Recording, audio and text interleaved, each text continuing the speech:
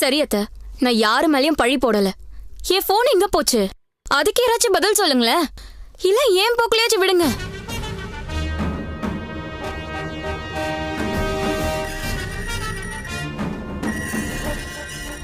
எதுக்குமே ஒத்து வரலனா என்னால எப்படி அத்த அமைதியா இருக்க முடியும்? அக்கா, இவளை போலீஸ் ஸ்டேஷன்ல போய் கம்ப்ளைண்ட் கொடுக்க சொல்லுங்க. அவங்களே தேடி கண்டுபிடிச்சு கொடுக்கட்டும்.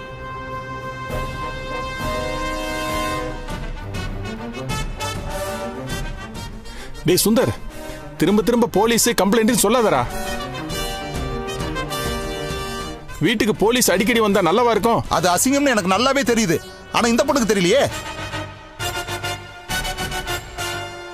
என்ன இவ போலீஸ் போலீஸ்னு சும்மா பூச்சாண்டி கட்டிக்கிட்டே இருக்கா? இவளை கேள்வி கேட்காம ஏன் மேல ஏன் பாயுறீங்க? கோபப்படாரா, வேற என்ன பண்ணலாம்னு யோசி.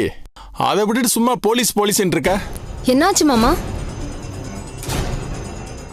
ஏன் இப்படி எல்லாரும் டென்ஷனா பேசிட்டு இருக்கீங்க? ஹே, சார்ஜர்ல போட்டிருந்த கல்பனாவோட போனை காணும்டி. எங்கேயும் தேடி கிடைக்கல. போலீஸ்ல கம்ப்ளைண்ட் பண்ண போறேன்னு கல்பனா சொல்றா. ரூம்ல எல்லாம் சரியா தேடி பாத்தீங்களா? நானும் கல்பனாவும் நல்லா தேடி பார்த்துட்டோம். நீங்க சரியா பாத்துருக்க மாட்டீங்க, மேலோட்டமா பாத்திருப்பீங்க. நான் போய் தேடி பாக்குறேன்.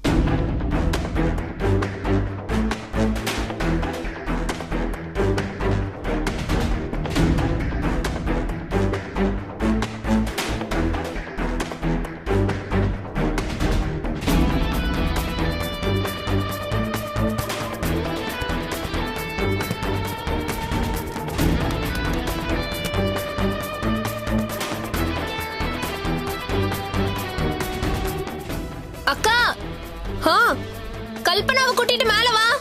எதுக்குடி? வாக்கா சொல்றேன்.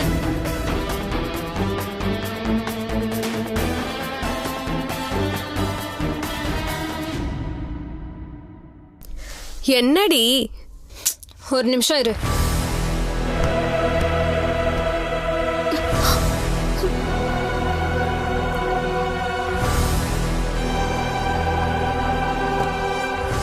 இதுவும் போன் தானே?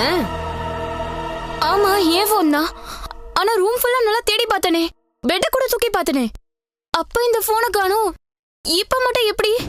இங்க பாரு கல்பனா, நீ மேலோட்டமா பாத்திருப்ப. என் போனையும் சார்ஜ் போடும் போது இப்படிதான் சைட்ல போய் கிடந்தது. அதை வச்சுதான் நானும் சொன்னேன். மத்தபடி எனக்கு ஒன்றும் தெரியாது. சரி விடு, அதான் போன் கிடைச்சிருச்சுல, அப்புறம் டென்ஷனா இருக்க. வா போலாம், வா.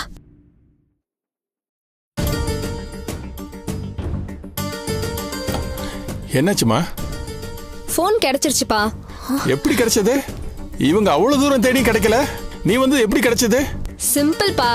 கட்லுக்கும் பெட்டுக்கும் இடையில ஒரு கேப் இருக்குல்லப்பா, அந்த இடத்துல தான் போன் இருந்துச்சு. இதே மாதிரி என் போனும் விழுந்துருச்சுப்பா. அதான் நான் கரெக்டா தேடி எடுத்தேன். வித்யா கிட்டே கேளுங்க. பாத்தியாமா, உன் போனு உன் ரூம்ல தான் இருந்திருக்கு. நீ சரியா தேடாம அனாவசியமா சீதாவை சந்தேகப்பட்டியம்மா.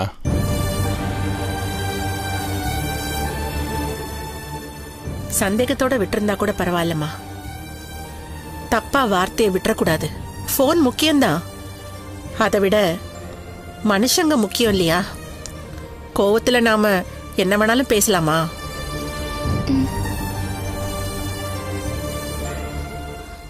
சாரி அத்த. சாரி சொல்லிட்டா இவ பேசினது இல்லன்னு ஆயிடுமா? இல்ல நாங்க பட்ட வேதனையும் அவமானமும் மறைஞ்சிடுமா?